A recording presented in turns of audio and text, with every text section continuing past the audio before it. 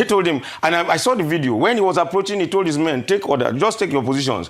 And he said, you can't go beyond this point. If I was in his shoes, I will do the same thing. I'm a soldier's son. I will do the same thing if I was in the position of Yerima. Because he had no business being there in the first place. If the person, the superior officer that sent me there has not asked me to stand down, I will not stand down. And you are talking about the 3-star general. Wike was saying, who is the 3-star general? What have politicians done for Nigeria? Hello everyone and welcome back to Oba's Trending Gist. Today we are diving deep into a recent incident that has sparked intense debate, the clash between FCT Minister Nyesom Wike and a naval officer over disputed land in Abuja. This isn't just a simple land squabble, it is a high-stake confrontation highlighting significant tension between civilian authority, military protocol, and the very essence of the rule of law in our nation. Guests in the studio, legal luminary Liborous Oshoma, human rights activist Agba Jalingo, and the legislative consultant Akinloye Oyeni brings their unique perspectives to this complex issue. What really triggered this face-off and who holds the rightful authority? Let us sit back and take a watch. Okay, as you know, let me welcome my guests, Liborous Oshoma and Agba Jalingo. Okay, so let's start with you, Liborous. Yes. Now, you've heard the back and forth between this thing, and you know there's a great divide between the two parties, you know. But can you just explain what exactly was the land dispute that triggered this competition? And who has the lawful title, the FCTA or the military? In this case, none of the parties, because that land, according to report by the FCTA and both parties, it was actually originally allocated for recreation and parks to a company. Mm-hmm. And then sometimes the company wrote for revalidation or reallocation, kind of, for usage, to change the usage from parks to commercial, which according to them was later rejected. Okay. That's according to the ministry. And so, while that was on, the man had sold, partitioned the places and sold. That's and the owner, the supposed owner of the land. supposed company that okay. actually... Not a military person. No, that it was actually allocated to. Okay. Partitioned and sold. So one of the portion was bought by this retired naval officer. Okay. And the story was that on the 17th of October, why? Because I also read the side of the FCTA director, that while they were on routine check, they saw that the land was being developed and they went there and they attempted, and they asked for documentations, and they saw that the only document was an application for to change usage, and which was rejected. And so thereafter they left and they came back to demolish, and they met military, and he called the minister in.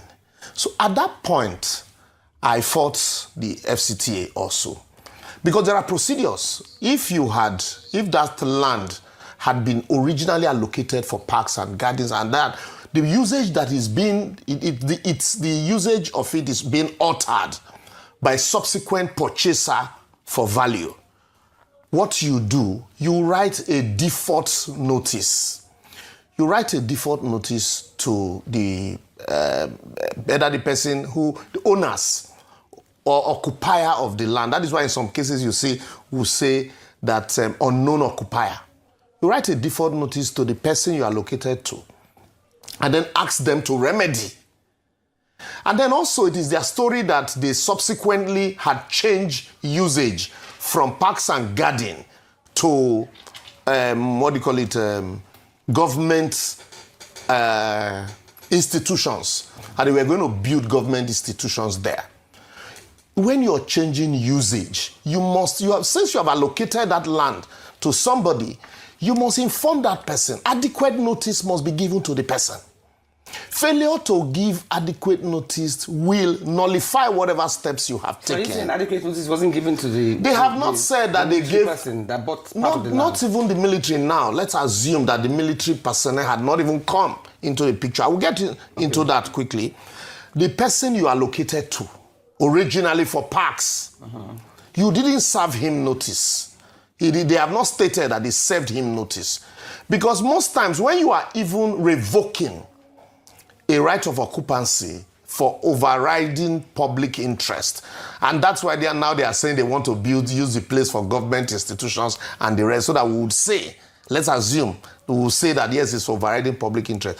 Adequate notice must be served on the person you had originally allocated the property to, who will now in turn inform those people that he sold to that, well, I have been served notice. And those people also can decide to whether challenge such default notice in court or take other steps. Okay. But it must be legal, quickly, so that people will understand all of this. But also, I blame our courts. I blame the judiciary for this. Because if our courts are effective, well, most times it is easy for us to say the windmill of justice grinds slowly but surely. But we forget that justice delayed is justice denied. If our courts were effective and up and doing, and people are not gradually losing hope and resorting to self-help, it would be easy for somebody to quickly approach the court to say, look, this action will injure whatever property or structures are put in that place. Please restrain these people pending the hearing and determination of the issues I've submitted before the court. The military the man who subsequently bought, or the man who was allocated to, ought to have done that. This idea of, stationing military personnel there and make I see the dying scar where go near this place. That's what actually led to that fracas. And then lastly, at that level, the director ought not to even invite the minister into that. The minister is not a regulation officer.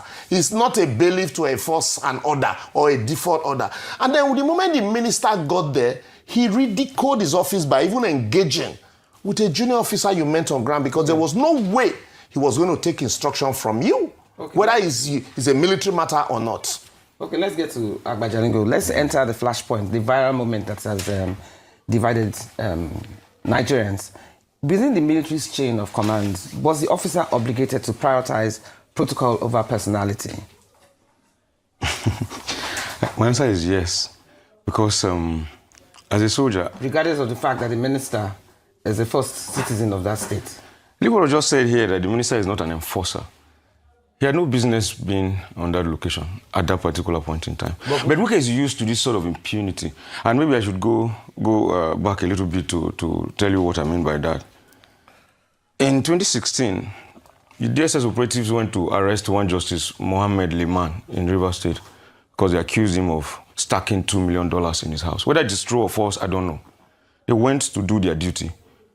Wike rushed there physically to go and confront the DSS operatives and stopped them from doing their job.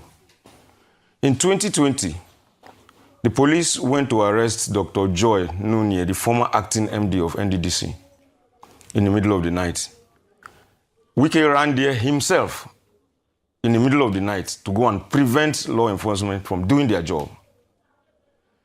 The same Wike instigated the military takeover of a democratically elected government in Rivers State and boasted about it.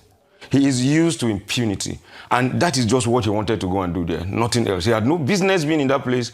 And of course, the young man, Jeremiah, is actually a sub-lieutenant. I'm very happy that he wasn't even a redneck. They told him, and I saw the video, when he was approaching, he told his men, take order, just take your positions. And he said, you can't go beyond this point. If I was in his shoes, I will do the same thing. I'm a soldier's son. I will do the same thing if I was in the position of Yerima. Because he had no business being there in the first place. If the person, the superior officer that sent me there has not asked me to stand down, I will not stand down. And you are talking about the 3-star general. Wike was saying, who is the 3-star general? What have politicians done for Nigeria? What have politicians done for Nigeria? In that same neighborhood, Air Commodore Abayomi, who served Nigeria for 34 years and was flying military fighter jets almost on a daily basis from Lagos to go and bomb rebel targets in Sierra Leone and Liberia. His only fault is that he did not steal. His only investment, a garden, Jazz and Blues in Abuja. This same Wike went there and demolished that place. And the man was showing papers, just like he's saying, the courts are not effective. I don't know whether the papers were authentic or not. But the man was even begging, give me 24 hours so I can pull my properties from here. They refused and demolished everything. And then these iron condemned people went there and stole everything that was demolished. These are people that have paid the price for Nigeria. I can't imagine. I don't know any problem that politicians have solved for us anyway. I do not know any problem that these politicians have solved since 1999. I don't know of any. But we are talking about soldiers who staked their lives to keep us safe. If they were not there, some bandits would have invaded Abuja by now. And I don't know if Wike can stand it. Because look at just some pulling of some rifles and he ran away. He couldn't even deal with a sub-lieutenant. And these are the human beings. It is a military. I cannot support military government, but I dare say I have sufficient courage to accept that it's the military that built Abuja.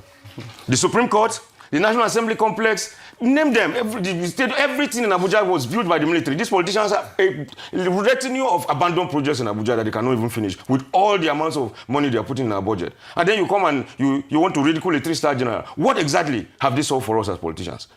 I cannot support a military government, but I repeat that Wike had no business being on that location, and he got what he deserved. Okay, let's get to Abuja. Can we have Akinloye Oyeniyi in the house, please?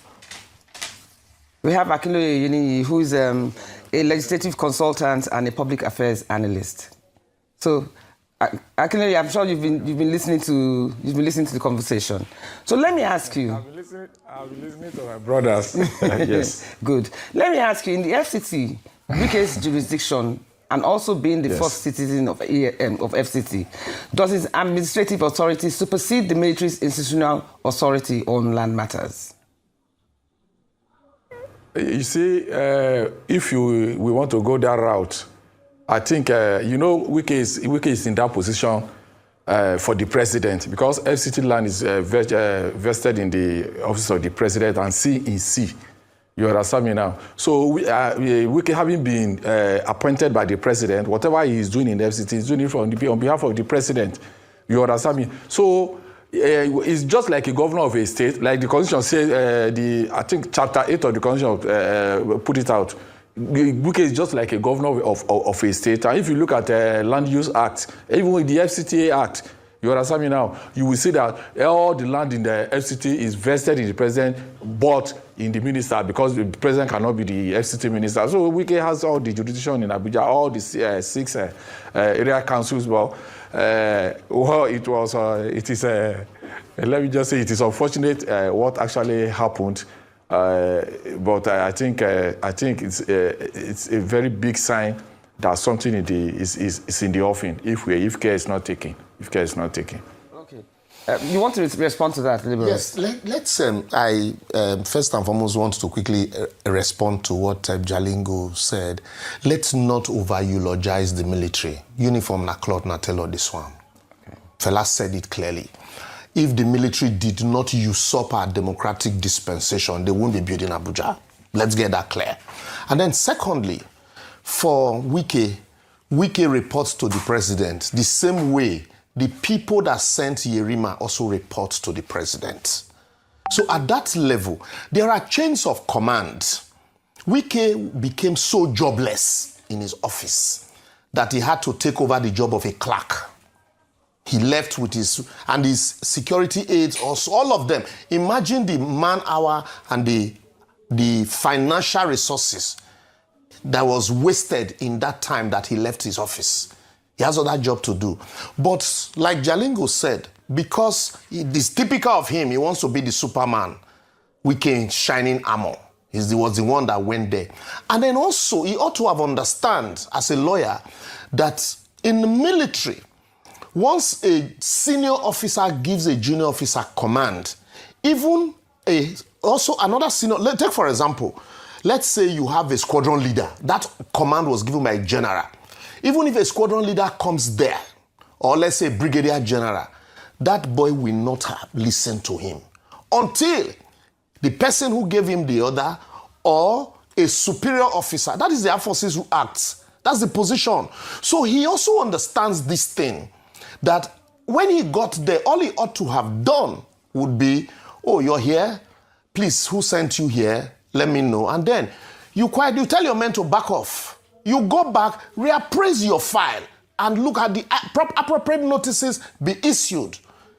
And if everything had been done, what is the next thing to do? Okay, now that they have involved, he said the man is a private citizen. Yes, but he's a private citizen. Also, the Armed Forces Act empowers the military to ensure the protection of certain retired personnel.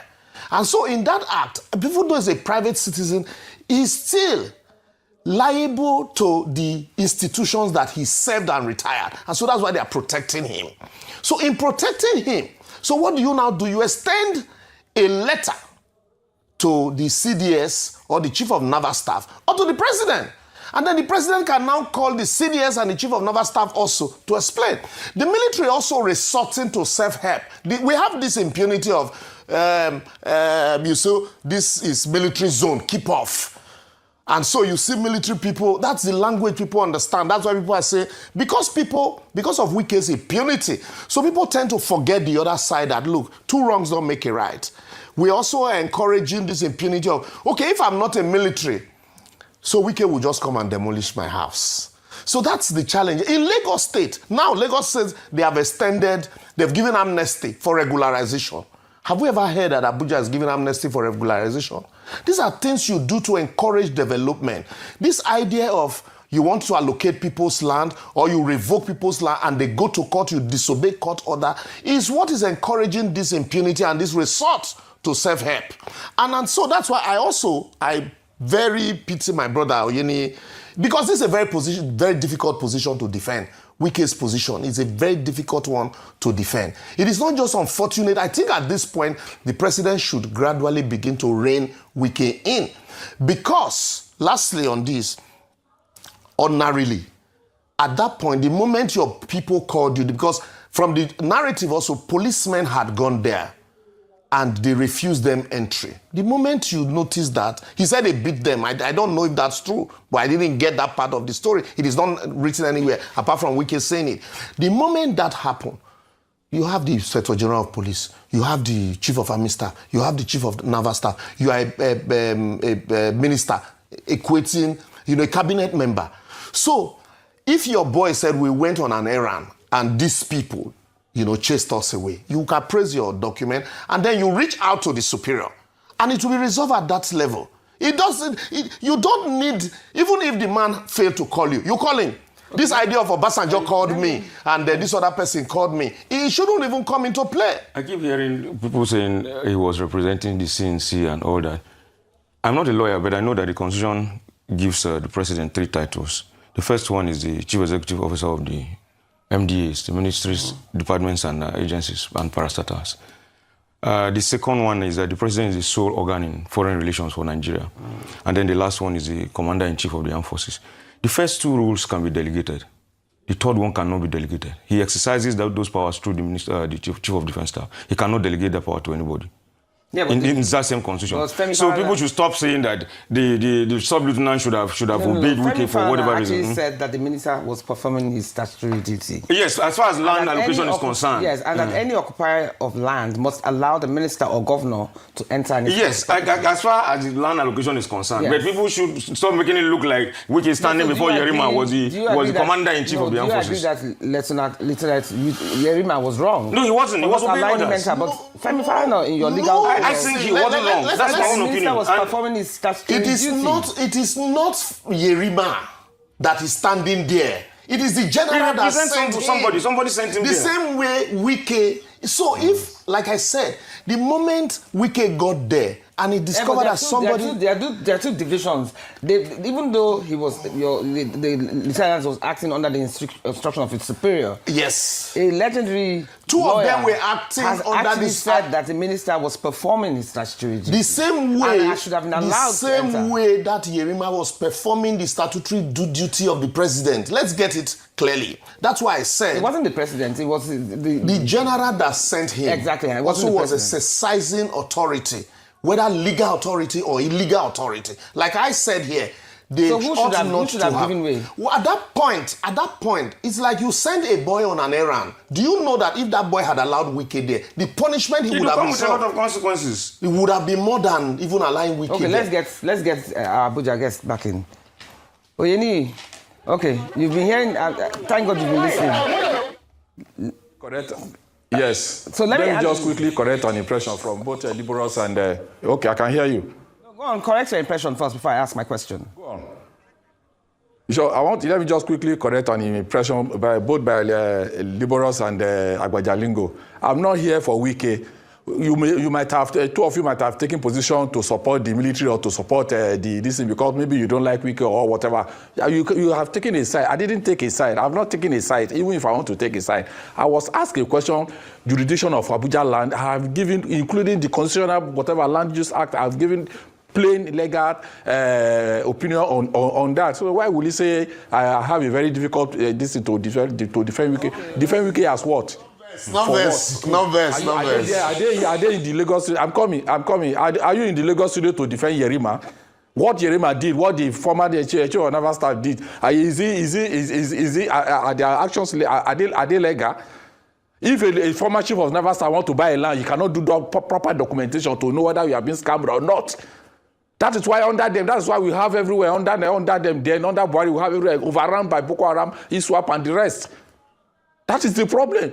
I cannot, as a private citizen, I cannot want to buy a land in Abuja that will not follow the T's, I will not cross all the T's, I will not dot all the I's. Well, it's even on her head that a former chief of naval staff will buy a land that is not properly documented. Well, where do we head that kind of a thing? It's on head. It's on head. Please, let us not glorify what we shouldn't glorify. Please, both sides can have their issues. I will just go in between. I will state what the law says, and that's just my own work here.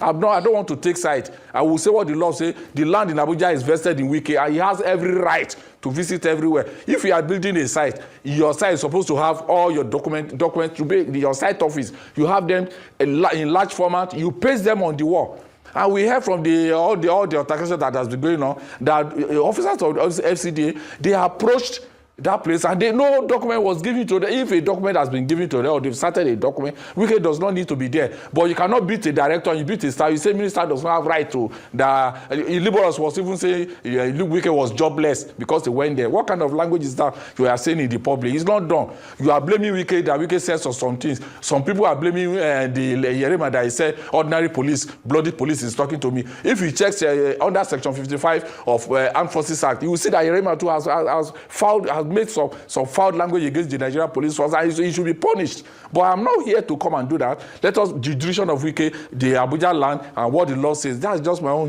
That's just my. Please, he has the right not to take a position. I came here to take a position. If he doesn't want to take a position, that is clearly his business. I came here to take a position. And like Liborous was also saying, please, that we should not eulogize the military. Stating the facts is not over-eulogizing anybody. The truth of the matter, and I know, I have been here long enough to know, in 2 years' time I'll be 50 years old, that the military has served Nigeria better than politicians. I am not saying bring us military government, no. I'm talking, this is factual. It's in 1999, these politicians have been stealing our monies. They find it difficult to even complete a project. So it's factual. I'm not over-utilizing. If you say that military now to tell all this one, go and wear it. I don't want to. Sorry, quickly, I must say this. I will repeat, let's not over-eulogize the military. The same way, my law uniform, I opted to I'm stating this fact. While you are stating your fact, allow me to state my own fact. I opted to be a lawyer. If I wanted to join the military, I probably would have been retired by now. So, I chose to do the one I am doing. If the military did not usurp our democratic space, probably we won't be here today. I also listened to read the statement of a former chief of army staff, Buratai, and I laugh, demanding for apology. People like that, we need apologies from them. All the Ezazaki people that were murdered in cold blood, till today, what happened? So I don't want to go into all of those ones. They all have their fault. And that's why I'm saying that I am particular about the boy who was sent on an errand. The people who sent him on that errand resorted to self-help illegally in as far as land transactions and land protection is concerned. Wike also did not give. The moment he realized that there were no adequate notices. I also agree with Oyeni that for a retired chief of naval staff, if not for the kind of country that we run, where institutions have completely collapsed, you wouldn't be buying a property where you don't have, and building where there are no proper documentations. If in Lagos State, for example, here, you can't build your house without approval. If they come, they will pull it down. Even if they have approval, you must build according to specification. And they will serve you adequate notice to remedy. They have served notice on clients and we've gone there, we defend positions, and then they say, no, go back, amend here, amend this. In the same vein, what I am saying is there are chains of command. For a Wike, for example, you are too high. A minister, even though all land is, you hold all land in trust for the people, for and on behalf of the president, it does not, there is also what they call trespass. You can't just wake up one day and just trespass into my property without notice. Yeah, but property that has not been finalized. And so that's what we are saying. Did you serve them adequate notice? There were no notice. If the military attacks the police, then it becomes an institutional thing. You deal with it at the governmental level. And then the DSS officials that were guiding him, exposing him to self danger. If there was accidental discharge that day, we won't be discussing this. 1 minute silence, and then we'll say the man was a good man. He's used to going around and disrupting institutions from Hold doing your their thoughts, job. Hold your thoughts. Hold your thoughts while we go on the break. So we're going on the break right now. Grab your cup of tea, as I usually say, and see you right back on Perspectives. See you soon.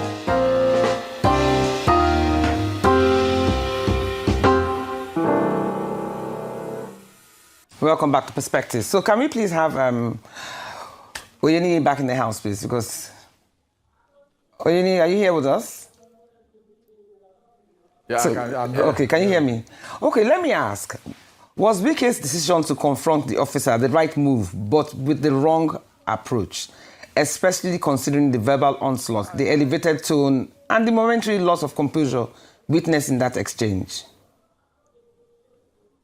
You know, ordinarily in Yoruba land, language, we say, if you know my dog, you know this is my dog, and you beat my dog, I'm the one that you have beaten. If the FCTA has sent junior officers there, and they were rebuffed, and a director followed them, and from what we were hearing, that they were beaten.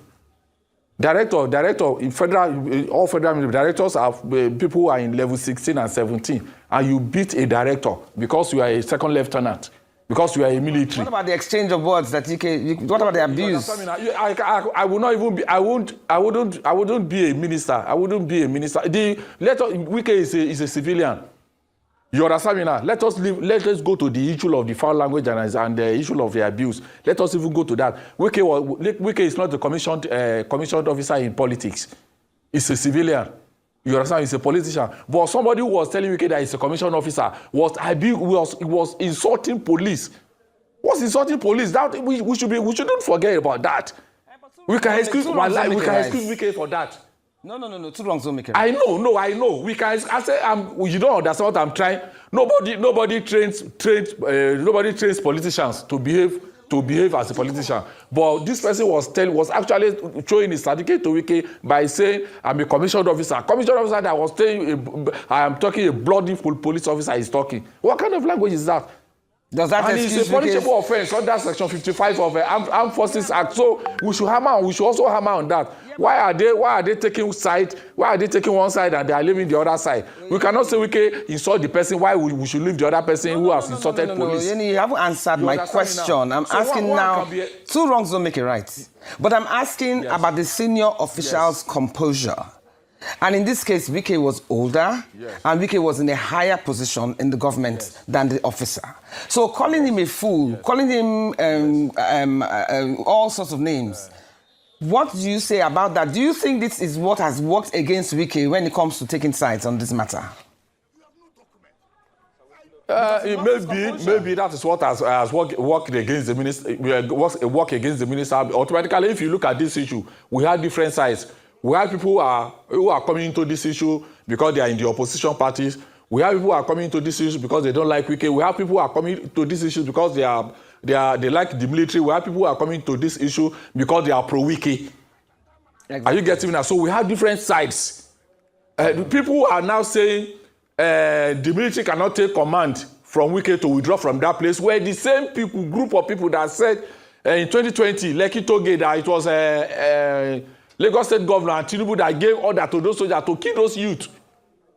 Now, you have returned, this is 2025, you said the military cannot take order from Wike as a civilian, but you were the one that was saying the military at Lekki Toge took order from Sanwo-Olu and Tinubu to kill those people. So what are we going to be situational on every issue? We shouldn't be situational. We should just be straight on every issue. Fine. Maybe because the director was beaten, or his staff was beaten, were beaten. Maybe we can now go in there and say all those things. Maybe I'm not in his emotion, so I can't judge him. But a commissioned officer who supposedly must have been properly trained shouldn't look down on Nigerian police force officers wherever they are, or any other paramilitary or military people. Okay. You understand me now? So that is the issue. Okay, thank you. Let me get back to the House. You know, he's just spoken now about the fault of both sides. Yes. But the same similar incident happened to the governor of Lagos State. Yes. His composure was totally different. So do you think that people are reacting more from the a truly charged discussion there, and it is clear this incident is far from over. The passionate argument from our guest underscores the gravity of the situation and the deep-seated issue it exposes within Nigeria's governance. Let us break down some of the critical points raised. Number one, the clash of authorities and the rule of law. So, at the heart of this debacle is a fundamental question of authority and the rule of law, as Liborous Oshoma meticulously laid out the initial allocation of the land for parks and the recreation and the subsequent rejected application for commercial use points to a procedural breakdown from the outset. The land, according to the FCTA reports, was allocated to a company, not the military directly, and the attempt to change its usage was denied. This means that when the naval officer, a private citizen after retirement, requires or acquired a portion of this land, he was stepping into an already legally mocked situation or murky situation. Oshoma's crucial argument is that the FCTA, in its bid to reclaim the land, seemingly failed to issue adequate default notice to the original allocatee. This is a critical legal oversight that could, as he stated, nullify subsequent actions. The emphasis on due process, even when dealing with perceived illegal occupation, is a cornerstone of functional legal system. Without proper notification and a chance for remediation, the FCTA's action, regardless of intent, risk being deemed unlawful. Wike's impunity and the executive overreach. So yeah, this is where Agba Jalingo comes in. Agba didn't hold back, framing Wike's action within a broader pattern of what he termed impunity. He cited past instances where Wike physically confronted law enforcement agencies like the DSS and police, attempting to carry out their duties, suggesting a history of the ministers circumventing established procedures. Jalingo argued that Wike's direct intervention at the disputed land rather than delegating to appropriate officials was typically of his pattern. The imagery of a minister, a civilian, engaging directly with a general military officer on site raises serious questions about proper conduct and respect for institutional hierarchies. Oshoma highlighted that a minister is not an enforcement officer. There are specific roles and chain of commands for such operations within military. Wike's personal involvement in this context could be perceived as undermining protocol and potentially inflaming an already tensed situation. The next is the military's stance and institutional loyalty. So, the naval officer's refusal to back down, as described by Jalingo, epitomized the military's adherence to their chain of command, even if Wike, as the FCT minister, represented a higher government authority. The officer's immediate allegiance is to his military superior. Jalingo himself, a soldier's son, empathized with the officer's position, underscoring that a soldier acts under orders and would only stand down if instructed by his direct commander or a superior within his own institution. This brings into sharp focus the concept of institutional protection as mentioned by Oshoma, the military's presence at the site, ostensibly to protect a retired personnel's property, even if that property ownership was in dispute. This suggests a perceived obligation to protect their own, which, while understandable from an internal perspective, can clash with civilian authority and legal processes, especially when not coordinated through appropriate channels. So the next is governance, development, and public perception. And Jalingo also broadened the discussion to the historical context, asserting that the military, not politicians, build key structures in Abuja. This sentiment, though debatable in its historical accuracy of who funded what, taps into a pervasive public disillusionment with political leadership in Nigeria. He's suggested that while politicians have largely failed to deliver development and are plagued by corruption, as evidenced by stolen monies and abandoned projects, the military is often seen as more capable or decisive, albeit through non-democratic means. However, Oshoma countered the military's historical involvement in governance often came through usurping democratic dispensation, implying that their contribution were not always within a democratic framework.